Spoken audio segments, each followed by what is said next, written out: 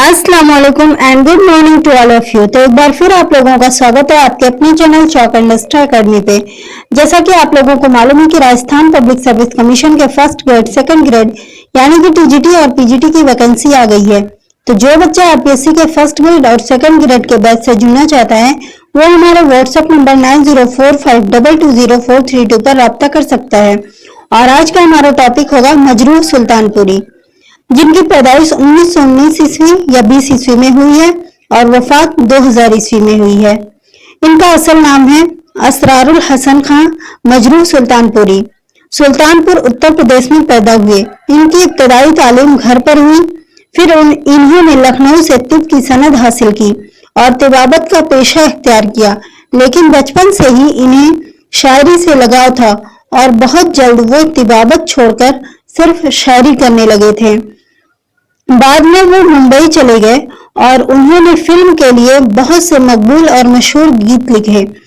उनका शेर पढ़ने का अंदाज अदबी हलकों में बहुत मकबूल हुआ। उनका शुमार तरक्की पसंद गजल के नुमाइंदा शायरों में होता है। उनके कलाम के मजमूए गजल और मिशले जहां के नाम से शाये हो चुके हैं। मजरूह को अकबाल एजाज जिसे आमतौर पर अकबाल सम्मान कहते हैं और दादा साहब फाल्के अवार्ड के अलावा भी दीगर कई इनामात और एजाजात से नवाजा गया। अब इनसे कुछ इंपॉर्टेंट फैक्ट देख लेते हैं। मजरूह सुल्तानपुरी किस शायर ने गजल के अलावा किसी और सिंफ में तबा आजमाई नहीं की? तो इसका जो सही जवाब होगा वो होगा ख्वाजा मीर दर्द। और कौन ऐसे शायर हैं जिन्होंने सिर्फ गजल कही? तो इसका जो आंसर होगा वो मजरूह सुल्तानपुरी होगा। गजल के बीच मजरूह फंस गए और नज़म के बीच अख्तरुल ईमान फंस गए। ये एक कौल है। असल नाम है इसरारुल हसन खां, तखल्लुस है। इब्तिदा में तो ये इसरार रखते थे और बाद में मजरूह रख लिए अपने तखल्लुस को।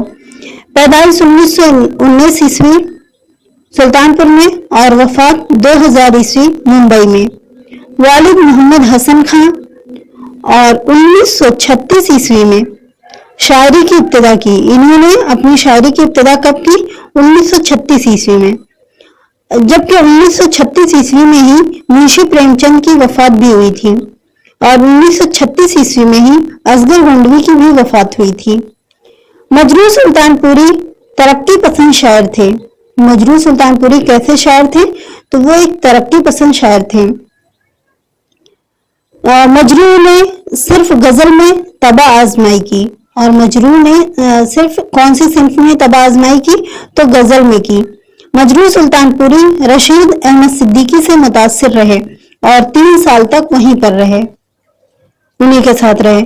और उनका एक शेर बहुत मशहूर है जो है, मैं अकेला ही चला था जानिबे मंजिल मगर लोग साथ आते गए और कारवां बनता गया।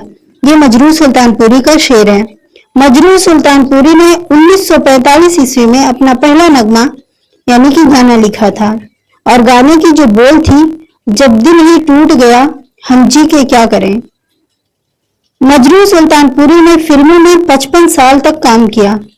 इन्होंने लगभग 350 गाने लिखे। मजरूह सुल्तानपुरी कम्युनिस्ट पार्टी से वाबस्ता थे। मजरूह सुल्तानपुरी को एक बार जेल भी हुई थी।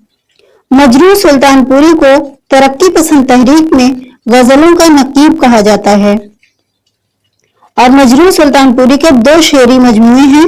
पहला है गजल और दूसरा है मिशले जहां। तो गजल जो है 1942 से 1952 ईस्वी तक चला है और मिशले जहां जो है वो 1942 से 1988 ईस्वी तक। और मिशले जहां में 41 गजलें और 5 नज़में शामिल हैं। 1992 ईस्वी में मजरूह सुल्तानपुरी को अकबाल सम्मान मिला और 1994 ईस्वी में दादा साहब फाल्के अवार्ड मिला। और रऊफ खैर का एक कौल है, मजरूह ने गजलों को गले लगाया और नज़मों के बीच अख्तरुल ईमान फंस गए। ये कौल रऊफ खैर का है।